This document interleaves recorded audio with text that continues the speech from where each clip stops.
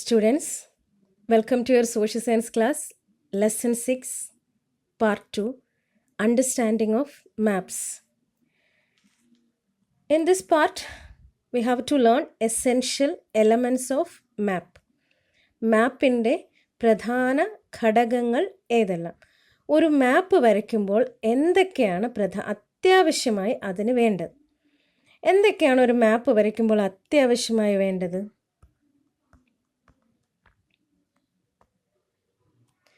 Number 1, title. Number 2, scale. Number 3, direction. And number 4, latitude and longitude. And number 5, conventional symbols and colors. And number 6, index. These are the essential elements of map. Next, we have to elaborate all this. നമുക്കിതൊന്ന് കുറച്ചുകൂടി ഒന്ന് വ്യക്തമായി പഠിക്കാം. ഒന്നാമത്തെ കാര്യം എന്തോന്നാ? Title അല്ലേ? For knowing these 6 we have an example in our text.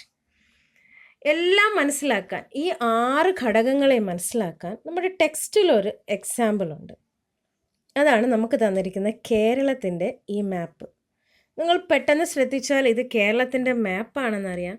പക്ഷേ ഇതിനകത്ത് കൃത്യമായി കേരളത്തിലെ സ്ഥലങ്ങളൊന്നും തന്നെ എഴുതിയിട്ടില്ല. ശ്രദ്ധിച്ചാണല്ലോ അല്ലേ? പക്ഷെ കേരള എന്ന് എഴുതിയിട്ടുണ്ട്. അതിന് തൊട്ട് താഴെ ഫിസിയോഗ്രഫി എന്നാണ് എഴുതിയിരിക്കുന്നത്. ഭൂപ്രകൃതി വൈവിധ്യം ചൂണ്ടിക്കാണിക്കുന്ന മാപ്പാണ് ഈ തന്നിരിക്കുന്നത്. നിങ്ങൾ 6ാം ക്ലാസ്സിൽ ഇങ്ങനെ ഒരു മാപ്പ് പരിചയപ്പെട്ടിട്ടുണ്ട് അല്ലേ? There are 3 colours in the map. 3 colours ഇതിനകത്തുണ്ട്. എന്തൊക്കെയാണ് ഈ കളേഴ്സിനെ റെപ്രസെൻ്റ് ചെയ്യുന്നതെന്ന് നമുക്ക് പിന്നീട് പഠിക്കാം. അത് പഠിക്കാനായിട്ട് ഇതിനകത്ത് തന്നെ നമുക്ക് കണ്ടുപിടിക്കാനായിട്ട് ഒരു സാധനം നമുക്ക് ഇതിനകത്ത് തന്നെ തന്നിട്ടുണ്ട്. അപ്പോൾ നമുക്ക് മനസ്സിലാക്കാം. ഇത് കേരളത്തിൻ്റെ ഫിസിയോഗ്രഫിക്കൽ മാപ്പാണ്. ഓക്കെ, കേരളത്തിൻ്റെ ഫിസിയോഗ്രഫിക്കൽ മാപ്പ്. അപ്പോൾ ഞാൻ ഇനി അടുത്ത് കാണിക്കാൻ പോകുന്ന കേരളത്തിൻ്റെ മറ്റൊരു മാപ്പാണേ. Students, look at this map. Look at its title, Kerala Political Map. Okay, ഇവിടെ നോക്കിക്കേ, കേരളത്തിലെ എല്ലാ ഡിസ്ട്രിക്ട്സിൻ്റെയും പേര് കൃത്യമായി എഴുതിയിട്ടുണ്ട് അല്ലേ? അപ്പോൾ ഹെഡിങ്ങിൽ എന്തൊക്കെയോ വ്യത്യാസമുണ്ടെന്ന് മനസ്സിലായില്ലേ? അപ്പോൾ ഹെഡിങ്ങിൽ കാര്യമുണ്ടെന്ന് മനസ്സിലായില്ലേ? ഹെഡിങ്ങിലും കാര്യമുണ്ട്. ഒരു മാപ്പിൻ്റെ എസെൻഷ്യൽ എലമെൻറ്റിൻ്റെ ഫസ്റ്റ് ഐറ്റമാണ് ടൈറ്റിൽ എന്ന് പറയുന്നത്. അപ്പോൾ ടൈറ്റിലിനും ഒരു പ്രാധാന്യമുണ്ട്. ടൈറ്റിലിന് എന്ത് പ്രാധാന്യമാണ് ഉള്ളതെന്ന് നമുക്ക് ടെക്സ്റ്റ് നോക്കി മനസ്സിലാക്കാം. Title indicates the area depicted and the content of the map. ഒരു ടൈറ്റിൽ എന്താണ് കാണിച്ചിരിക്കുന്നത്? Which is the area. ഏതാണ് ആ ഏരിയ? ഏതാണ് ഈ area? Kerala. And the content of the map. മാപ്പിൻ്റെ കണ്ടന്റ് എന്താണ്? ഈ കാണുന്ന മാപ്പിൻ്റെ കണ്ടന്റ് എന്താ? കേരളത്തിൻ്റെ ഫിസിയോഗ്രഫി. നമ്മൾ അല്പം മുമ്പ് കണ്ട മാപ്പിൻ്റെ കണ്ടന്റ് എന്താ? പൊളിറ്റിക്കൽ മാപ്പ്. കേരളത്തിൻ്റെ സ്ഥലങ്ങൾ കൃത്യമായി അടയാളപ്പെടുത്തിയിരിക്കുന്ന map. Okay, title indicates the area depicted and content of the map and it is usually given at the top of the map. മാപ്പിൻ്റെ ഏറ്റവും മുകളിലാണ് ടൈറ്റിൽ എഴുതേണ്ടത്. അത് ഏത് സ്ഥലമാണെന്ന് എഴുതിയിരിക്കണം. ആ മാപ്പ് എന്ത് ഉൾക്കൊള്ളിച്ചിട്ടുണ്ട്? സ്ഥലങ്ങളാണ് ഉൾക്കൊള്ളിച്ചിട്ടുള്ളത്, അല്ലെങ്കിൽ വേറെ എന്തെങ്കിലും പ്രത്യേകതകളാണ് ഉൾക്കൊള്ളിച്ചിട്ടുള്ളതെന്ന് കൃത്യമായി എഴുതേണ്ടതാണ്. And second one, scale. എങ്ങനെയാണ് സ്കെയിൽ വരയ്ക്കുന്നത്? ഞാൻ നേരത്തെ കഴിഞ്ഞ ക്ലാസ്സിന് സ്കെയിൽ എങ്ങനെയാണ് വരയ്ക്കേണ്ടതെന്നൊക്കെ നിങ്ങൾക്ക് മനസ്സിലാക്കി തന്നതാണ്. What is scale? Scale is the technique that we have adopted to draw length and breadth conveniently. നീളവും വീതിയും കൃത്യമായി വരയ്ക്കാൻ നമ്മളെ സഹായിക്കുന്നതാണ് scale. That is A technique. Here length and breadth R represented on A scale of 1 centimeter to 1 meter. ഇവിടെ നമ്മുടെ തന്നിരിക്കുന്നത് കണ്ടല്ലോ, 30 സെൻറ്റിമീറ്ററും 10 സെൻറ്റിമീറ്ററും. ഏതിനെ നോക്കിയാണ് നമ്മൾ ഇങ്ങനെ വരച്ചത്? 30 മീറ്റർ ഉണ്ടായിരുന്നതിനെ നമ്മൾ 30 സെൻറ്റിമീറ്റർ ആക്കി, 10 മീറ്റർ ഉണ്ടായിരുന്നതിനെ 10 സെൻറ്റിമീറ്റർ ആക്കി. അങ്ങനെയാണെങ്കിൽ സ്കെയിൽ എങ്ങനെ വരും? 1 centimetre to 1 metre. Scale is the relative distance used to represent the distance between two places on the earth. ഭൂമിയുടെ 2 സ്ഥലങ്ങളെ തമ്മിൽ യോജിപ്പിച്ച് വരയ്ക്കാൻ ഉപയോഗിക്കുന്ന ഒരു റിലേറ്റീവ് ഡിസ്റ്റൻസ് ആണ് scale. Scale should be maintained while preparing maps. Map വരയ്ക്കുമ്പോഴും നമ്മൾ സ്കെയിൽ ആവശ്യമാണ്. Through this large areas can be drawn on a map with accuracy. വലിയ മാപ്പായാലും വലിയ സ്ഥലമായാലും അതിനൊരു കൃത്യമായ അളവിൽ നമുക്ക് വരയ്ക്കാൻ പറ്റും. Moreover scale can be use to measure the actual distance between places on a map. മാപ്പിലെ കൃത്യമായ സ്ഥലങ്ങൾ രേഖപ്പെടുത്താൻ നമുക്ക് സ്കെയിൽ സഹായിക്കും. അപ്പം നമ്മുടെ ഈ കേരളത്തിൻ്റെ മാപ്പിൽ നമുക്ക് സ്കെയിലൊന്ന് നോക്കിയാലോ? കണ്ടോ നിങ്ങൾ സ്കെയിൽ വരച്ചിരിക്കുന്നത്? ഇവിടെ മീറ്റർ അല്ല കണക്ക്, കിലോമീറ്ററാണ് കണക്ക്. കണ്ടോ? കിലോമീറ്റർ കണക്കാക്കിയാണ് ഇവിടെ വരച്ചിരിക്കുന്നത്. 1 സെൻറ്റിമീറ്റർ ഒന്ന് നോക്കിക്കേ. നമ്മുടെ സ്കെയിലിൽ 1 സെൻറ്റിമീറ്റർ എവിടം വരെ എത്തുമോ അവിടെ എഴുതിയിട്ടുണ്ട് 25 കിലോമീറ്റർ. അതാണ് സ്കെയിൽ. 1 സെൻറ്റിമീറ്റർ എന്ന് പറഞ്ഞാൽ 25 കിലോമീറ്റർ. 1 centimetre to 25 kilometres. അതാണ് നമ്മുടെ ഈ കേരളത്തിൻ്റെ ഈ വരച്ചിരിക്കുന്ന സ്കെയിൽ. 1 സെൻറ്റിമീറ്റർ, ഈ വരച്ചിരിക്കുന്ന മാപ്പിൽ 1 സെൻറ്റിമീറ്റർ എന്ന് പറഞ്ഞാൽ 25 കിലോമീറ്ററിനെയാണ് വെറും 1 സെൻറ്റിമീറ്റർ കൊണ്ട് വരച്ചിരിക്കുന്നത്. ഓക്കെ, അപ്പോൾ സ്കെയിൽ കാണുമ്പോൾ തന്നെ നമുക്ക് മനസ്സിലാക്കാൻ പറ്റും എങ്ങനെയാണ്, ഏതാണ് അതിൻ്റെ അളവ്, മെഷർമെൻ്റ് എന്നുള്ളത് സ്കെയിൽ കാണുമ്പോൾ തന്നെ നമുക്ക് മനസ്സിലാക്കാൻ പറ്റുന്നതാണ്. Okay, and the third one, direction. You know direction. എന്താണ് ഡയറക്ഷൻ എന്ന് നിങ്ങൾക്ക് എല്ലാവർക്കും അറിയാം അല്ലേ? അതിനു മുമ്പേ നമുക്ക് ഒരു കാര്യം കൂടെ പഠിച്ചാലോ? Different maps with different scale. സ്കെയിലിന് പല തരത്തിൽ എഴുതാം. നമുക്ക് സ്റ്റേറ്റ്മെൻറ്റ് മെത്തേഡ് എഴുതാം. 1 centimetre to 10 kilometre, very simple, നമുക്ക് എല്ലാവർക്കും ഉപയോഗിക്കാൻ പറ്റുന്നതാണ് സ്റ്റേറ്റ്മെൻറ്റ് മെത്തേഡ്. 1 സെൻറ്റിമീറ്ററിന് 10 കിലോമീറ്റർ എന്ന് നമുക്ക് വെറുതെ എഴുതാം. ആൻഡ് റെപ്രസെൻറ്റേറ്റീവ് ഫ്രാക്ഷൻ മെത്തേഡ്, ആ എഴുതിയ സ്ഥലത്ത് ഒരു ഫ്രാക്ഷൻ്റെ 2 കുത്തും കൂടി ഇട്ടാൽ റെപ്രസെൻറ്റേറ്റീവ് ഫ്രാക്ഷൻ മെത്തേഡായി. ഇനി ഗ്രാഫിക്കൽ സ്കെയിൽ, ഇതുപോലെ സ്കെയിൽ വരയ്ക്കാം. നമ്മളിപ്പോൾ കണ്ടില്ലേ കേരളത്തിലെ മാപ്പിലെ സ്കെയിൽ വരച്ചു കൊടുത്തിരിക്കുന്നത്, അത് ഗ്രാഫിക്കൽ സ്കെയിൽ. ഇങ്ങനെ 3 രീതിക്ക് നമുക്ക് മാപ്പിൽ സ്കെയിൽ വരയ്ക്കാവുന്നതാണ്. It's very easy to statement method. നമുക്ക് ഉപയോഗിക്കാവുന്ന വളരെ എളുപ്പമുള്ളത് സ്റ്റേറ്റ്മെൻറ്റ് മെത്തേഡാണ്. വെറുതെ നമുക്ക് എഴുതിയാൽ മതി 1 സെൻറ്റിമീറ്റർ ടു 10 കിലോമീറ്റർ, അതങ്ങനെ നമുക്ക് എഴുതിയാൽ മതി. And the third essential element of the map is direction. Direction are 4 main directions. We know north, south, east and west. Magnetic compass is the instrument to find direction. കപ്പലിലൊക്കെ സഞ്ചരിക്കുന്നവർക്കും എല്ലാവർക്കും magnetic compass ഉപയോഗിച്ച് നമുക്ക് ദിശ മനസ്സിലാക്കാവുന്നതാണ്. Major directions also divided into sub directions. Major ഡയറക്ഷൻസിനെ sub directions ആയിട്ട് വീണ്ടും ഡിവൈഡ് ചെയ്തിട്ടുണ്ട്. നോർത്തിനും ഈസ്റ്റിനും ഇടയ്ക്ക് നോർത്ത് ഈസ്റ്റ്, സൗത്തിനും ഈസ്റ്റിനും ഇടയ്ക്ക് സൗത്ത് ഈസ്റ്റ്, സൗത്തിനും വെസ്റ്റിനും ഇടയ്ക്ക് സൗത്ത് വെസ്റ്റ്, വെസ്റ്റിനും നോർത്തിനും ഇടയ്ക്ക് north west. So main directions are 4, sub directions also 4. എല്ലാ മാപ്പിലും ഡയറക്ഷൻസ് മാർക്ക് ചെയ്തിട്ടുണ്ടാവും. എല്ലാ മാപ്പിലും ഡയറക്ഷൻസ് മാർക്ക് ചെയ്തിട്ടുണ്ടാവും. ഓക്കെ, ഒന്നുകിൽ മാപ്പിൻ്റെ മുകളിലായിരിക്കാം, ഏതെങ്കിലും സൈഡിലായിരിക്കാം. നമ്മുടെ കേരളത്തിൻ്റെ മാപ്പിലും ഡയറക്ഷൻ മാർക്ക് ചെയ്തിട്ടുണ്ട്. നമുക്കൊന്ന് നോക്കിയാലോ കേരളത്തിൻ്റെ മാപ്പിലെ ഡയറക്ഷൻ എവിടെയാണ് മാർക്ക് ചെയ്തിരിക്കുന്നതെന്ന്? കണ്ടല്ലോ എവിടെയാണ് ഡയറക്ഷൻ മാർക്ക് ചെയ്തിരിക്കുന്നതെന്ന്. സ്കെയിലിന് തൊട്ട് മുകളിലായിട്ട് ഡയറക്ഷൻ മാർക്ക് ചെയ്തിട്ടുണ്ട്. North, east, west, south. ചില മാപ്പുകളിൽ നോർത്ത് മാത്രമേ മാർക്ക് ചെയ്തിട്ടുണ്ടാവുള്ളൂ. നമുക്കും അങ്ങനെ മാർക്ക് ചെയ്താൽ മതിയാവും. നോർത്ത് മാത്രം മാർക്ക് ചെയ്താലും നോ പ്രോബ്ലം. മാപ്പിൻ്റെ നോർത്ത് എവിടെയാണ്, സൗത്ത് എവിടെയാണ്, ഈസ്റ്റ് എവിടെയാണ്, വെസ്റ്റ് എവിടെയാണ്, ഒരെണ്ണം ഉണ്ടെങ്കിൽ ബാക്കി നമുക്ക് കണ്ടുപിടിക്കാവുന്നതാണ്. Okay, and the 4th essential element of the map is latitude and longitude. You know latitude and longitude. കഴിഞ്ഞ വർഷവും എല്ലാ വർഷവും നിങ്ങൾ പുസ്തകത്തിൽ, സോഷ്യൽ സയൻസ് പുസ്തകത്തിൽ പഠിക്കുന്ന കാര്യങ്ങളാണ് latitudes and longitudes. These are the imaginary lines drawn on the map. Globe. ഗ്ലോബിൽ വരയ്ക്കുന്ന ഇമാജിനറി ലൈൻസ് ആണ് ലാറ്റിറ്റ്യൂഡ്സും ലോഞ്ചിറ്റ്യൂഡ്സും. ഇക്വേറ്റർ എല്ലാവർക്കും അറിയാമെന്നുള്ളതാണല്ലോ. ആ ഇക്വേറ്ററിനെ പോലെ സർക്കുലറായി വരയ്ക്കുന്ന ലൈൻസ് ആണ് latitudes.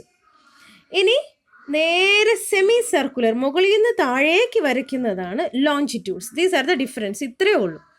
Circular lines are latitudes and semi circular lines are longitudes. ഇക്വേറ്ററിന് മുകളിലും താഴെയും വരച്ചിട്ടുണ്ട്. ഇക്വേറ്റർ നടുക്ക് വരയ്ക്കും.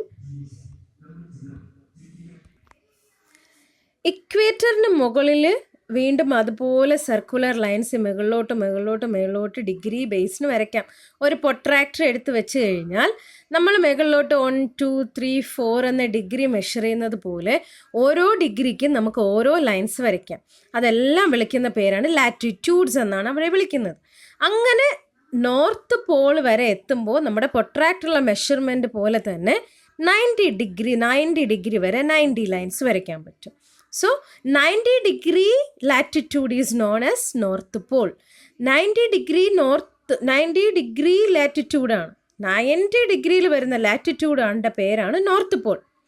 0 ഡിഗ്രിയിൽ വരുന്ന ലാറ്റിറ്റ്യൂഡിൻ്റെ പേരാണ് ഇക്വേറ്റർ. ഇനി അതുപോലെ പ്രൊട്രാക്ടർ തിരിച്ചു വെച്ച് കഴിഞ്ഞാൽ നമുക്ക് താഴോട്ട് സദേൺ ഹെമിസ്ഫിയറിലും വരയ്ക്കാം 90 ലൈൻസ്. അതിൽ 90 degree latitude is known as south pole. Okay. And longitude, semi circular lines, മുകളിൽ നിന്ന് താഴേക്ക് വരയ്ക്കുന്ന ലൈൻസാണ് ലോഞ്ചിറ്റ്യൂഡ്സ് എന്ന് പറയുന്നത്. 0 degree longitude is known as Greenwich meridian. Greenwich മെറീഡിയനിൽ നിന്നാണ് നമ്മൾ സമയം കാൽക്കുലേറ്റ് ചെയ്ത് തുടങ്ങുന്നത്. Okay. It is also known as standard meridian, prime meridian. 3 പേരുണ്ട്: Greenwich meridian, prime meridian, standard meridian. Equator has only one name, equator. 0 degree latitude is known as, അതായത് circular ലൈനാണ് equator, അത് 0 ഡിഗ്രിയാണ്. സെമി സർക്കുലർ, മുകളിൽ നിന്ന് താഴോട്ട് വരയ്ക്കുന്ന semi circular line 0 ഡിഗ്രിയാണ് Greenwich Meridian. These are the latitudes and longitudes. മാപ്പിൽ കൃത്യമായി ലാറ്റിറ്റ്യൂഡ്സും ലോഞ്ചിറ്റ്യൂഡ്സും വരച്ചിട്ടുണ്ടായിരിക്കും. ഇത് നിങ്ങൾക്ക് കുറച്ചുകൂടി വലിയ ക്ലാസ്സുകളിൽ കൃത്യമായി പഠിക്കാവുന്നതാണ്. Okay. Next element is conventional signs and symbols. അംഗീകൃത ചിഹ്നങ്ങളും അടയാളങ്ങളും. Features of earth surface like mountain, plateaus, plains, water bodies, roads, settlements, agricultural land, etc. depicted on map using internationally accepted colors, signs and symbols. നമ്മുടെ അന്തർദേശീയമായി അംഗീകരിച്ചിട്ടുള്ള ചില നിറങ്ങളും ചിഹ്നങ്ങളും ഉണ്ട്. മാപ്പിൽ അത് ഉപയോഗിച്ചേ അടയാളപ്പെടുത്താൻ പാടുള്ളൂ. നിങ്ങൾക്ക് അറിയാമായിരിക്കും മൗണ്ടൻ ഏത് നിറത്തിലാണ് നമ്മൾ അടയാളപ്പെടുത്താറുള്ളത്? ബ്രൗൺ കളർ അല്ലേ. പ്ലാറ്റ്യൂസ് ആണെങ്കിലോ ബ്ലാക്ക് ആയിരിക്കും. പ്ലെയിൻസ് ആണെങ്കിലോ നല്ല ഗ്രീൻ കളർ കൊടുക്കും. വാട്ടർ ബോഡീസ് ആണെങ്കിലോ ബ്ലൂ കളർ. റോഡ്സ് ഒക്കെ ആണെങ്കിലോ റെഡ് കളറായിരിക്കും കൊടുക്കുക. സെറ്റിൽമെൻ്റ് ആണെങ്കിലോ അതിനും റെഡ് കളറായിരിക്കും കൊടുക്കുക. അഗ്രികൾച്ചറൽ ലാൻഡ് ആണെങ്കിലോ യെല്ലോ കളേഴ്സ് ആയിരിക്കും കൊടുക്കുക അല്ലേ. ഇങ്ങനെ കളേഴ്സ് ഉണ്ട്. ഇനി സൈൻസ് ഉണ്ട്.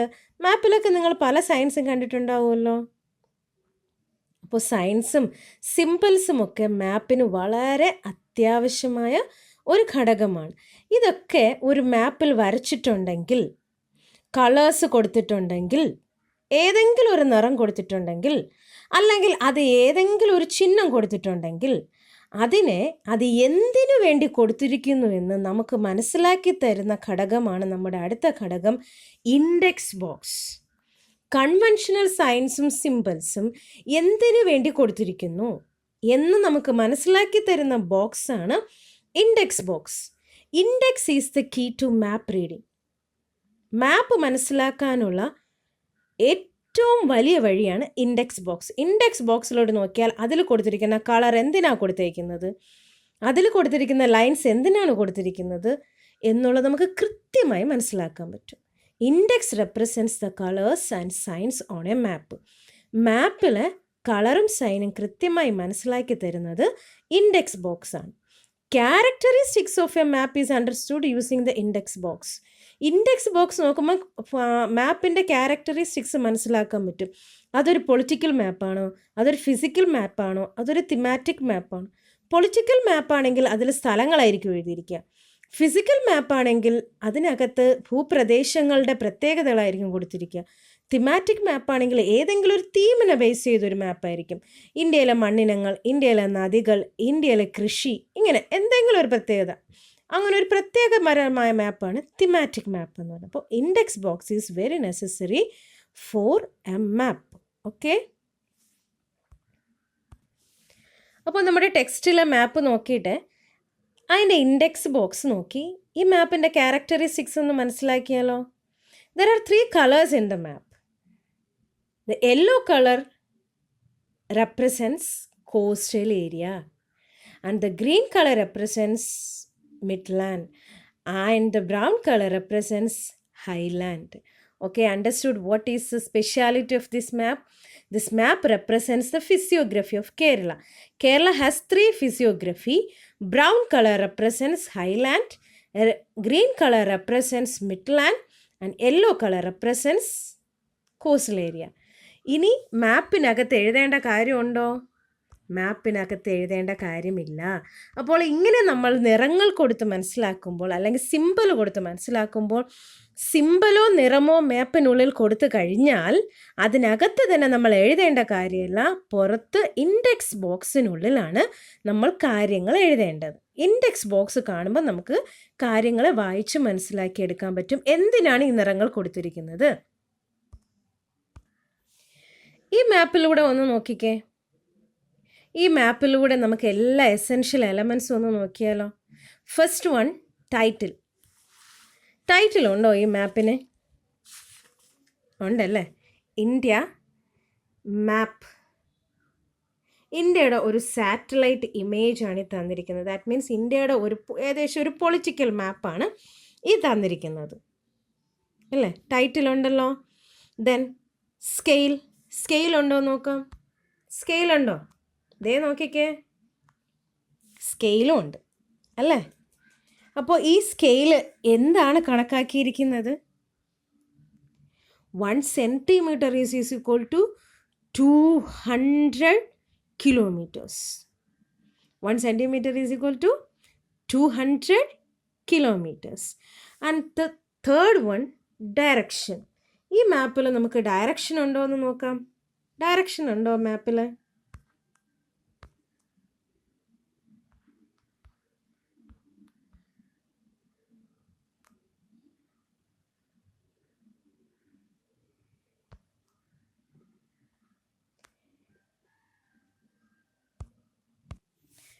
Next, latitudes and longitudes. ഈ മാപ്പിൽ ബേ ഓഫ് ബംഗാളിന് അടുത്തായിട്ട് കാണുന്ന ലൈൻസ് കണ്ടല്ലോ, ലാറ്റിറ്റ്യൂഡ്സ്. കുറുകെ ലൈനുണ്ട്, ഹൊറിസോണ്ടലും ഉണ്ട്, വെർട്ടിക്കലും ഉണ്ട്. ലോഞ്ചിറ്റ്യൂഡ്സും ഉണ്ട്, ലാറ്റിറ്റ്യൂഡ്സും ഉണ്ട്. അതിൻ്റെയൊക്കെ മെഷർമെൻറ്റും എഴുതിയിട്ടുണ്ട്. 15 ഡിഗ്രി, 90 ഡിഗ്രി, 75 ഡിഗ്രി. ഇങ്ങനെ മാപ്പിലെല്ലാം ലോഞ്ചിറ്റ്യൂഡ്സും ലാറ്റിറ്റ്യൂഡ്സും മാർക്ക് ചെയ്തിരിക്കും. Then conventional signs and symbols. ഈ മാപ്പിലോട്ടൊന്ന് നോക്കിക്കേ. റെഡ് ലൈൻസ് ഉണ്ട്, ബ്ലൂ ലൈൻസ് ഉണ്ട്, സ്റ്റാർസ് കൊടുത്തിട്ടുണ്ട്, ഡോട്ട് കൊടുത്തിട്ടുണ്ട്. ഇതെല്ലാം ഈ മാപ്പിനകത്ത് കൊടുത്തിട്ടുണ്ട്. അപ്പോൾ ഇതെന്തിനാണ് കൊടുത്തിരിക്കുന്നതെന്ന് മനസ്സിലാക്കാൻ നമ്മളെ സഹായിക്കുന്ന 6ാമത്തെ ഘടകം ഏതാ? Index box. നോക്കിക്കേ, ഇൻഡെക്സ് ബോക്സിനകത്ത് എല്ലാം എഴുതിയിട്ടില്ലേ. Black line international boundary, red line roads, blue line river, star national capital New Delhi, and dots city or towns. Understand? ഇങ്ങനെ എല്ലാ മാപ്പിലും അത്യാവശ്യമായ ഘടകങ്ങളാണ് title, scale, direction, latitude, longitude, conventional symbols and colours and index box. I think you could understand all the elements of map. Maps prepared using the above elements are accurate and clear. ഒരു മാപ്പ് ഈ പറയുന്ന ഘടകങ്ങളോടുകൂടെയാണ് നമ്മൾ വരയ്ക്കുന്നതെങ്കിൽ അത് accurate ആയിരിക്കണം, clear ആയിരിക്കണം. Okay, understood? Chapter മനസ്സിലായല്ലോ. ഈ ചാപ്റ്ററിൽ ഏറ്റവും പ്രധാനമായി പഠിക്കാനുള്ളത് എസെൻഷ്യൽ എലമെൻറ്റ്സ് ഓഫ് മാപ്പ്. മാപ്പിൻ്റെ പ്രധാന ഘടകങ്ങളെല്ലാം കൃത്യമായി മനസ്സിലാക്കുക, നോട്ട് എഴുതുക. Okay, thank you.